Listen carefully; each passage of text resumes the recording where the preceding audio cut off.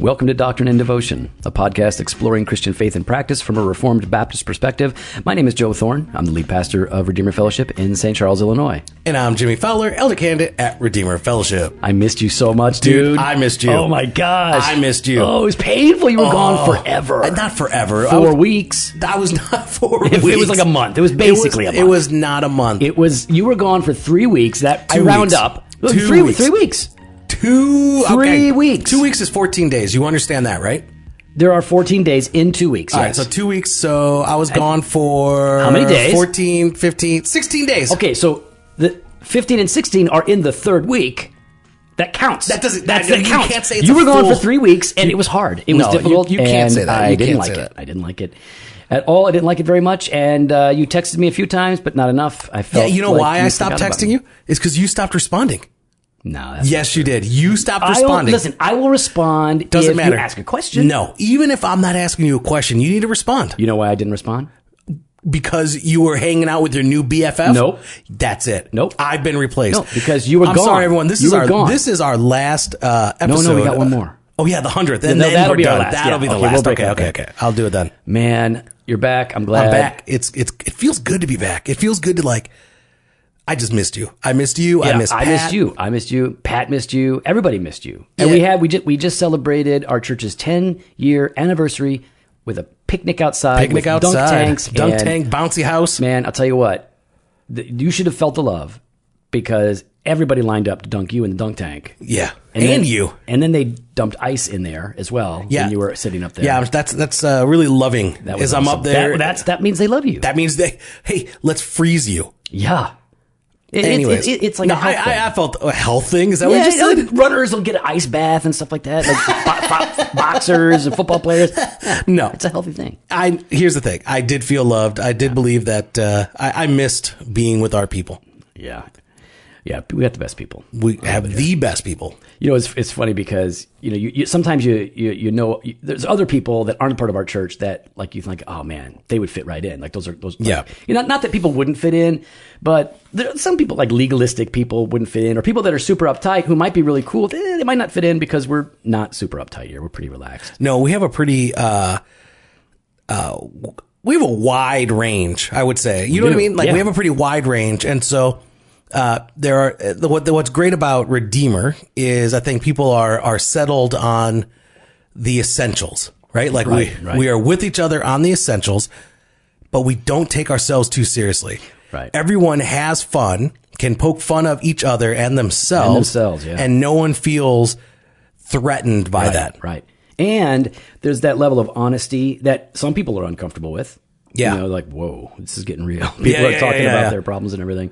So anytime, I get to know people online a little bit, and we've had some of those people move up here. Some people visit and okay, this is where I'm going to move because I want to be part of this church when I'm looking for a job. And then you meet other people.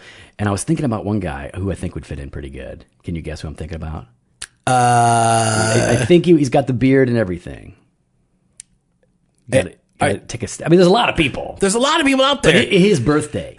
His birthday is coming up. yeah. I know who you're talking about. Is- You're talking about Johnny. Johnny Haddad, man. Johnny Haddad. Yeah, I think he would fit in. Now, listen, I got to be honest. I got to know about Johnny through his wife on Clarify that. Instagram. On Instagram. I am in the process. You're interrupting. Oh, yeah, On well, Kate. Instagram. Kate is like her Deadlifts and diapers. deadlifts. So she's a mom. That's her Instagram. She's a mom, but she's also she's like super mom, like our wives. Yeah. But she's also like a power lifter. I don't know what that, but she's legit. Oh, yeah. Serious. Oh, yeah. Puts me to whoop shame. us. She could whoop us. Oh, well, yeah. No, I'm talking about I go and I work out, and then hey, I go work out. You do deadlifts? No, that's what I'm trying to say. I go and I work out, and then afterwards I look at When her was the video. last time you worked out? Ooh, good question. Before I left on my vacation. All right. Well, listen, Johnny. Yeah, happy thanks for birthday. calling me out on that one. Thanks, dude. Yeah, it's been Wow. a long time. So Now before I vacation, remember it's been why. like over a month. Yeah. Now I'm so glad to be back. I'm so glad to be with you, Joe. Well, listen, if you can't handle it, Johnny will come here. But I think he just moved to New Jersey. Why'd they move there, Johnny? Why are you First not of all, here? New Jersey's not they need Jesus, that's for sure. They got awful gun laws. Mm-hmm. They got some good food. I don't know about Jersey. But if you're going there Happy birthday, Johnny. Yeah, man. And good luck. So Enjoy it. he's going to be a youth pastor out there at a church. Right. So, man, good luck. Be praying for you. Hope that I'll forget. Yeah, about Joe won't because I don't do that. He doesn't do that. I ain't got time for that. But I will be praying for you and for your family as they transition. Happy birthday, buddy. So, what are we going to talk about today? You're back. I mean, we literally didn't think about any of this until we sat down 5 minutes ago and said, what are we going to talk about? And you said, why don't we talk about Table, Pulpit, Square. There we go. And the reason is because we've had some people ask about it. We've had people ask about it, but the other part is I do like, I find as a church, when I've been in churches, that the summer is kind of that time where you kind of reflect and evaluate where things are at, like what you are doing and how you are fulfilling the mission and vision of the church. And so for me, this is kind of a natural rhythm to kind of look and say, okay, how are we doing as Redeemer Fellowship with the mission and vision that we believe that God has given us? Right. I think that's good. And what we did when we launched Redeemer 10 years ago was we wanted to find a way to communicate this kind of holistic vision for our church. What would church life be like? And we wanted it to be simple enough that we could sketch it out on a napkin at a coffee shop. We wanted it to be simple enough that people could remember it and understand, comprehend, oh, this is what they are about. This is how they roll. We always say that the mission of our church is to make disciples as disciples. Yeah. But the vision of the church is comprised with three shapes. So if you've looked at my book recently, you might have seen it in there. But if you're following along, you're not familiar with it, you can just take a pencil and a piece of paper and put down three shapes: a circle, a triangle that is, I guess, inverted. The flat part of the triangle is at the top. So upside down triangle. Or inverted. Yeah. All right. Yeah. I know you tried sounding smart and then tried clarifying what it meant for us dummies that didn't know. I wasn't An judging. Upside down triangle. Yeah. Continue. Yeah. So, and then a square. So, just a regular square, not like no, a rhombus. It's inverted. It's an inverted square. Inverted okay, square. Inverted square. Yeah. So, and so we got these three shapes, and I thought I'll use these shapes to communicate these three environments of the church life. So I put this together, and there's nothing new or inventive about it. I just happened to call it table, pulpit, and square, and I use these three shapes. I will say this, like as we go, like you mentioned at the beginning here, like you would sketch that out, and it was something that was supposed to be clear, concise, and repeatable. Right. That was actually, I remember you coming over to, like, we met up for coffee over at my job, and Joe, like, that was kind of one of the things we were talking about was, well, where's the church going? What's going on? Cause I'm interested in that. I want to know if I'm going to be joining a church or going to be part of the life of a church. I want to be all in. Right. And so I want to know, what is the mission? What is the vision? I didn't want to be a part of a church that I guess is rudderless, like directionless. Right. And that really impacted me. I mean, yes, it was clear and concise, and it wasn't, like, as Joe said, nothing new, but it was the fact that the leadership understood what they are about. Yeah. And that's really important, I think. Well, you want to be on the same page. And once you clarify what you do, it's easy to say, well, we don't do those things, or those things don't fit within the overall vision for who God has called us to be. And you guys have learned that the hard way. Yeah. Right? Like, and why don't we start there about, like, without a vision, then, the people perish. Or even I think for Redeemer's history, or part of Redeemer's history is I'm not saying this rudely if it comes off, but a failed church plant. Correct? Oh, yeah, sure. Redeemer is the result of a church that was on its way out. Yeah. It was coming to the end of its life cycle, and the church plant that I had started with some other people had really lost its way, and we needed to completely restart. We needed to, I guess, relaunch. Relaunch is probably a better word. Okay. And so we had these two groups of people that, either the dying church needed to completely restart, and we needed to relaunch. And there were problems in both of these congregations. Yeah. And so Redeemer really came out of that desire, and that's why we clarified this. So you, with your circle, triangle, and square above each one of those, write table above the circle, then write pulpit above the triangle, and then write square above the square. And we can have this in the show notes. Yeah, we'll have a picture of it in the show notes so you guys can see it. So when we're talking about church life, and people ask, well, what is your church about, or how do you guys roll? What does it look like to be a member at Redeemer? We say that all church life happens in three environments. Yep. So our church members are involved in all three of these environments, And the degree to which our members are involved in these environments will really determine the quality of life, the health of our body. That first environment we call the table. And I know some people think, oh, communion, right? The communion table. Yeah, the communion table. Yeah. No, that's not what we're talking about. That's later. So the table here represents our smaller gatherings, right? And like CGs or what other might call Bible studies and I don't know what else to call groups, them. community Small groups, yeah. discipleship groups. And so we call this environment the table because these gatherings of smaller groups tends to happen around a dining room table or a coffee table, things like that.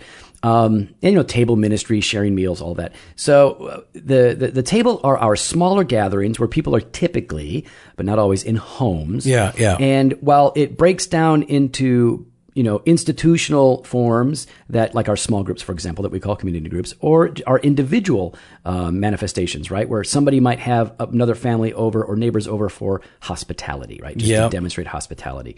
So this breaks down into a lot of different things. Every church is going to have different ways in which they live out their life as Christians in the environment called table. But for us, we usually emphasize when we're explaining this community groups, discipleship groups, which are smaller, same sex, and you go deeper in study and in personal stuff, and hospitality. We kind of give those as examples. And it's kind of more inward focused, right? Like it's focusing and building relationships with those around you within your within the church and within the family, correct? Right. And different churches have different approaches to these smaller gatherings. Some people like the Soma model, they have missional communities. Yeah, MCs, yep. And they work really hard at those being more outward focused than ours are. Yeah. They want to reach out through those things. We intentionally conceive of our small gatherings, especially community groups, as more, not exclusively, but more inward. Yeah. Because the emphasis here is gospel community. It is, praying together, encouraging and exhorting one another with the word. That's right. It's meeting one another's needs. It is, the Puritans had a practice called Holy Conference, and this is essentially what they would do. They would gather together in small bands. They would discuss sermons, discuss scripture, pray together, exhort one another. And that environment is critical because that is where not only are you building these relationships and developing these friendships, but that's the environment where you do, generally, all of those one another passages, right? Yeah, absolutely. How do we, love one another? How do we serve one another?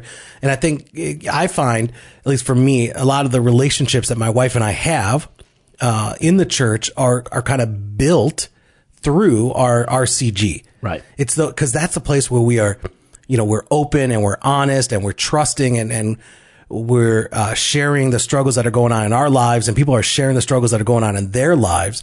And we're able to come around each other and preach the gospel to each other, but then also care for one another in our time of need. Let's talk about that care element because, like, for example, we have a robust benevolence ministry at our church. So we have finances set aside and people contribute to that throughout the year. And so at the institutional level, when we know of a need, we're happy to help meet those needs, especially with the people in our church. Absolutely, yep. But oftentimes, before it even hits the diaconate, before leadership knows about it, it's first come up in community groups, and those community groups are oftentimes the first line of aid or assistance. Absolutely. We've had community groups pitch in to buy the headstone for a child that had passed and the family didn't have money for it. So whether it's financial needs or just support in going through really difficult times, meals, meals is a big one. Like we used to, and childcare. Like if someone's either for a date night or maybe they're going through marriage counseling or they need this kind of, they just, for whatever reason it might be. I mean, I know that for some people in our group have cared for other people's children as I'm trying to think of how to word it without. Well, to help, right? I would just say that to help while other things were kind of going on around them. So you gotta have this. If this is where you forgive one another and exhort one another, and correct one another. Like, all of this is happening generally in the environment of the table. So the emphasis here is community, gospel community. It's not the only thing, but it is more inward. And it's really important, though. Like, all three of these are critical. Are critical. Your church is not going to live well without them. That's it. You are not going to have community. You're not going to have a closeness. You're not going to have authenticity. You're not going to have a vibrant, healthy church if all you do is focus on outreach and neglect those needs within your own congregation. Right. You know what I mean? Yeah. Because a lot of times churches want to emphasize that, especially as young church plants. Right. Everything is about, we got to reach out. And I don't want to diminish that. Reach out, yet still care for those. And that's even part of the mission, right? The mission of the church is to make disciples, right,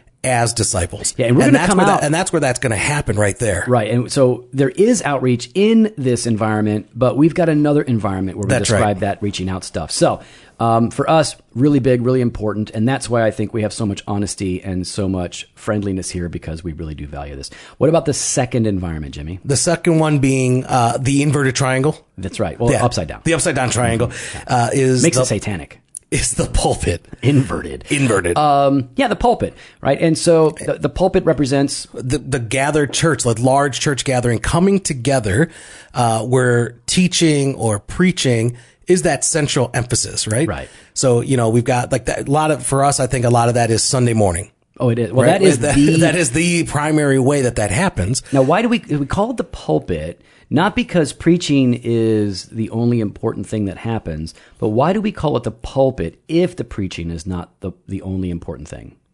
Because I think that the symbolism, if you want, is Scripture, is the Word of God, right? So it's the word being proclaimed from the pulpit. It's the word being sung by the band. It's the word being partaken in the sacrament, right? Prayed. It's everything is centered around Scripture. And so that's why we say it's the pulpit. Now, this one isn't as inward, is it? No, it's upward. Right. Right? Like you would say, like Piper would always talk about that, right? Like that exaltation, you know? It's this praise of God. Now, this environment, the larger gathering, the corporate church gathered on the Lord's Day, this is one of our three critical environments, but we do say that this is really at the heart. Like, this is the most important environment. Which is why it's it's at the center. It's at the center of both of them, right? It is. Now, the reason we value the pulpit as an environment as much as we do is because, well, first of all, this is the command of God for us to worship Him in spirit and in truth. It is the most beautiful depiction of the church that we get to see on earth, because this is when we have not people in small groups or affinity groups or whatever. Everybody's gathered together. Yeah. At least in a local church, we're gathered together, different ages, races, interests, and all of that. And we are worshiping, confessing one triune God. This is the context historically in which God has brought about revival. This is where the people will be fundamentally discipled and sanctified. All of the means of grace come into play here. Absolutely. So absolutely. For us, this is central. If you're not doing this, if you are not gathering together for the word and for sacrament or the ordinances, on the Lord's Day, if you're not doing that, you are not yet a church, right? A lot of church plants start with just the table, right? The table, they're starting out. But hold on though, and they try to do those elements within that sphere. Do you know what I mean? Like, a lot of church plants will try to during teaching of the word, and prayer and communion. But we're saying though it's fully experienced, right, when it is a regular time on the Lord's Day. Yeah. Now, this is definitely old school, reformed, we would say biblical perspective on this. And we're not saying that your Sunday worship has to look like our Sunday worship.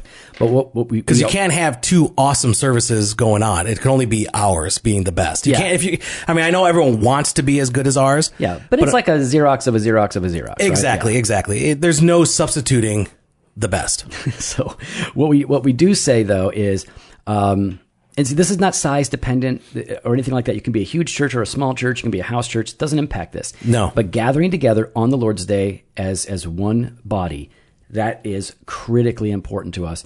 And so this is what we're shooting for, right? In terms of getting this established when we're starting our churches. We start with small groups. We try to get to this point. Exactly. But it doesn't end there. No, it has to then go out into, well, for the third one, the square, the public square. Right. Right? It's So table pole square represents public square. The public square. More outward focus, right? If we're talking about those, one being inward and one being upward, this one is now more outward. Mm-hmm. And so it's supposed to be, the church's engagement with the culture around us, right? It's supposed to be reaching out to our neighbors. It's supposed to be getting involved in our community. It's supposed to be, preaching the gospel. Right. And being the church in the world around us. This is what disciples look like in the world, right? So this is the presence of God's people in the city, in the county, in the village that he has sent you to. That's right. And what we do, we break this down into 4 levels, right? So a square, I think it has 4 sides, right? Yeah. Good job, Joe. So on average, it has 4. Even if it's upside down? Yeah. Okay.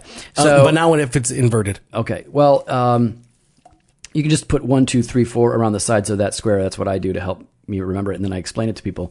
So 4 levels at which we want our members to be involved in the public square, and they go from easier to more difficult or more complicated. Gotcha. Right. So that first level is participation. This is easy. Everybody does this at some level. Yeah, even just going to the town fair. Right? That's participating. That's participating in the life of the community. That's going to the high school football game or whatever's going on, especially like Batavia. Yeah. Our man Steve McCoy, our guy Steve McCoy is learning that Batavia. The idolatry of Batavia football. Man, they love their Bulldogs. They do. They love and they should. They're good. Yeah, they're good. They're good. So everybody participates, but we want our members to participate in their culture wherever lawful. And by lawful, I mean biblically permissible. I don't mean like it's legal, though that would be a part of it most of the time. So, but we want them to do it on purpose. We want them to do it intentionally with the aim of not only enjoying God's good gifts in this world, but representing Christ implicitly and explicitly. So when to participate, like Jimmy said, if there's a festival, why don't you go? In St. Charles, we have Scarecrow Fest and Fox Valley River Fest. Yeah. All that kind of stuff. But we also encourage people to shop local, tip well, get to know your neighbors, get to know by natural participation, which anybody can do. And nothing weird. Like we're not talking about something weird here. We're talking about just be present. Just be present, be out there, be in the community. And so, but it moves though from participation to restoration. Right. It's harder. This is definitely a step up in terms of difficulty. It's kind of like that. The mercy ministry is like, so for us, we've got a clothes closet. Yep. So, that is our monthly kind of giveaway. We take a lot of donations during the month. And then at the first Monday of the month, it gets, we open up the doors and people come in and they go downstairs and they grab what they need. Yeah, jeans, coats, shirts, toys for kids, appliances, all kinds of things. Now that's an institutional way that we engage in the square through restoration, right? Yeah. So we have a prison ministry, ESL. So the institutionally we do this, but then people also do it individually, don't they? Yeah, getting involved in like food banks. Right. Is that what you're thinking of? Yep. Like getting involved, like Feed My Starving Children, kind of, even I think we did have, I think I was gone. Yeah, I was gone. I was on vacation. So I had missed that opportunity. And that was awesome because we had like youth and like retired Marine sergeants. That's right. Working together. That's right. Where they get together and we were able to, or they did, the church did, the royal we. You can say we. The royal we. I wasn't there, but I say we. I was on vacation too. No, you weren't. No, I wasn't. Where they put together meals and stuff for those in need. So you can work with institutions that are already in place. Yep. Or you can create your own, and then even at a more individual level, right? Take care of your neighbors. If you see wow, like this neighbor is a widow or a widower or a single person, and they happen to find themselves in a situation where they are alone. Yeah. Befriend them, welcome them into your family. And what are you restoring? Well, your work of grace and mercy and restoration in their life is aiming towards bringing them into something that God has created us for, community. Absolutely. Right? So that's one thing. So restoration, think mercy ministries, acts of kindness. It's what disciples are called to do. So you've got, and this breaks down into a lot of different ways, right? So restoration could even plug into various aspects of justice and politics. Absolutely. Yep. So you've got that. But then it gets even harder. Yeah. And that's when we're talking about conversation. So participation is the first level, then restoration, and then conversation. Now, for most people, not all, but for most people, conversation is harder than restoration because restoration, in most cases, is something you're doing for somebody else. Yeah, it's something tangible, and it's, in a way, you're not really putting yourself out there. Right. It's just taking your time and effort, where conversation is you have to actually engage with somebody on a personal level. And share your heart and your life. And listen to them. And listen to where they're coming from, and be able to articulate, as best as possible, through the power of the Holy Spirit, the gospel. Right. And so now, when we talk about conversation, we're including everything from being a conversationalist. We really do want our people to be conversationalists, because if you can't carry on a conversation, you're not going to be able to communicate the gospel very well, in my opinion. But we want our people to be conversationalists. So be friendly, talk to people, invite them into a dialogue, just to help them connect. That's good. But it's at that level, all the way up to open air preaching in the park. That would everything in between. So yes, evangelism and talking about the latest presidential controversy. So whatever it is. So all of that counts. But our hope is that through conversation, we are eventually able to get to the most important conversation, which is how sinners can be made right with God. That's really where we want to get it. So it's harder because most people are a little nervous about looking somebody in the eye and sitting down and talking. It's a little harder for most, not all, compared to ladling soup into a bowl at a soup kitchen. Mm-hmm. But then we got the most complicated level. Oh, multiplication, yeah. So multiplication is church planting and revitalization. And now this is not something that every member will be directly or immediately involved in, but all of our people are in some way involved in it because our church plants churches and helps other churches get back on track in some cases. That's right. So you might not be sent out or part of the launch team, but you still participate in it through prayer, through finances, offerings, stuff like that. So we have started now. We've sent out three planters and their teams. Yep. The first one, Pastor Jamie didn't have a team. It was just him and his wife and his kids. So that was their team. That was their team. And so we've got these guys out there. They're doing great. God is using them and blessing them. And we have more guys in the pipeline that want to plant churches and go into vocational ministry. And we've helped other churches. We're not just church planting, but also revitalization. If we can help other churches like churches have helped us through the years, if we can help other churches be more effective in carrying out the biblical commands about being the church, then that's great. We want to help people, and we've been able to help some churches that were really in a bad spot get more focused and get back to the basics, which we think are the most important. That's right. But multiplication is hard. Not every church can send out planters, but every church can be involved in multiplication. Right? Exactly. Whether it's through the financing or through prayer or coaching. Mm-hmm. Like you mentioned, coaching. You might be able to help. If you're a pastor, you should be able to coach at some level. At some level, you should be able to pass on that wisdom, because there's a lot of younger guys new to ministry, or even some that are they've been in the ministry for a while, that are going through something that you've already been through. Absolutely. So I'm not the guy to go deep on systems with people. I can talk about systems in principle. Yeah. But other than that, I'm going to talk to Pastor Brian or Jimmy and say, why don't you take this? Because that's their strength. But when it comes to preaching or theology, then I'm able to do coaching there. So every pastor should be able to coach, and you want to make yourself available to those planters. You can promote church planting. You can send at least maybe some of your people to join a church plant in your area. Yep. But you can also get to know those planters and become their friends. They need that. They're a lot of times they're alone, right? Like they don't. You're moved into a community. You don't really know a lot of people. You need solid friendships, and especially other churches where Tom has some really good relationships with other churches in Naperville where he's planting. Right. And that's important because it's common for a lot of churches to become very defensive and very territorial. Like, hey, I've been here forever. What's this new church plant coming in here for? You got 50 people at our church. We're 100 years old, and you're going to come in here and you're just going to try and take all of our people. And like, well, that's silly. First of all, no. And second of all, is your church going to reach the 40,000 people that live in your small town? No? Okay. Well, maybe we'll reach 150 and you can reach 150. And praise God for that. Hopefully more planters will come and get more people. I tell everybody, come and plant in Chicagoland, man. We definitely need it. Talk to Chris Wright. So, 3 environments in which all church life happens. Yeah. Right now, oh, by the way, so this whole idea of multiplication, it's not just local and domestic. This relates to international church planting and international missions and all of that. So all church life happens in these 3 environments: table, pulpit, square. And if they don't, people are like, hey, why don't we do this? Why don't they introduce an idea?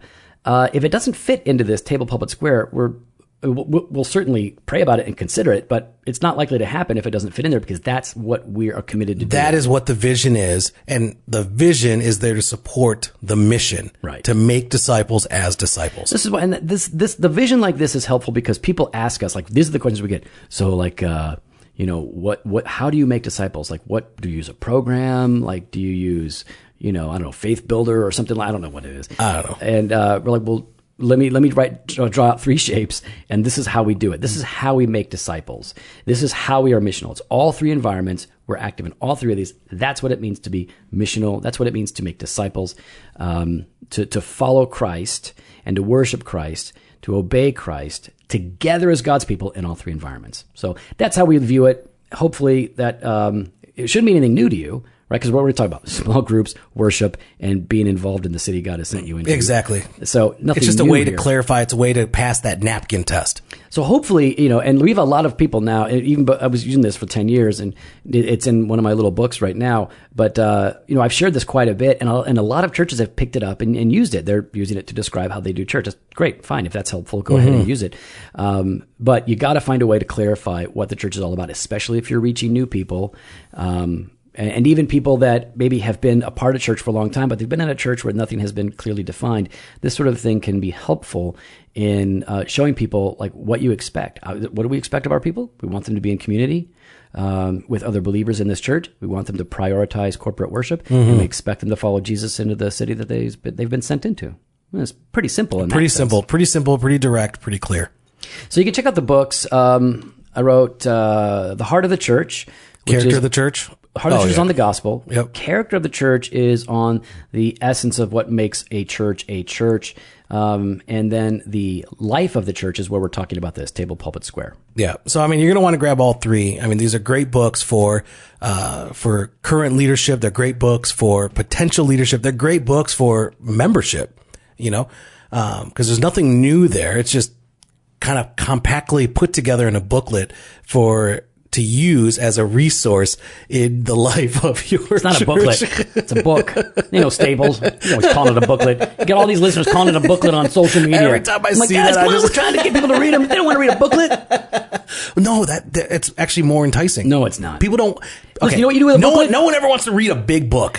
I do. I know. Okay, here's the thing. But you know what you do with a booklet? Not the average Joe. You know what you do with a booklet? What? You set your sweaty cup of iced coffee on top of it as a coaster. That's what you do with a booklet. You don't do that with a book, though. I've done it with you. I've done it. I know, because you treat it like a booklet. Because it's a booklet. Anyways, no, but they are great resources. We've got, click on the link over on our website. We've got some at the store. You're going to want to grab that. Jimmy, if they want to support the podcast itself, what can they be doing? Well, you can head on over to Instagram and Twitter at Doc and Devo, and follow us there, or on Facebook /Doctrine and Devotion. You can head on over to the website, doctrinedevotion.com, and there you can contact us. You can get on our email list. You're going to want to get on that. I'm telling you right now. You're going to want to. Things are happening this summer. Things are happening this summer. We're looking to launch in the fall something.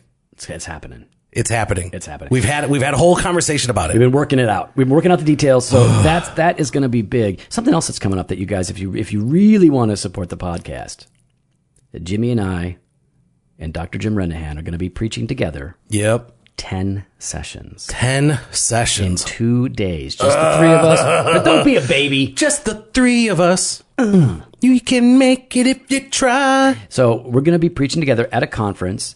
It's just Doctrine and Devotion. It's sponsored by Acts 29.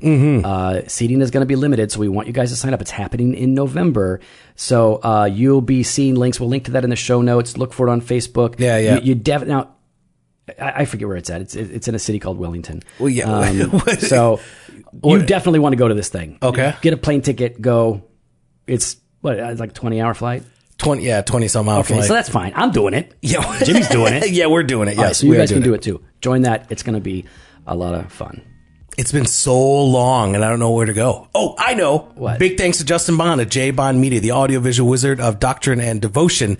If you've got any audiovisual photography needs, hit up jbondmedia.com, and he will hook you up. Leave us an honest 5-star review over on the iTunes. Fresh Pod every Monday and Thursday. Articles on Wednesday. Get on that email list for something for Fridays. Good. Later. It's good to be back. Back in black. What? That's not the. What? We're not doing that song right now. No, that's all right. That was a good one. But not for this. Not for the ending. Yeah, no, we wanted to do the other song. You don't know. No, but Joe, you guys.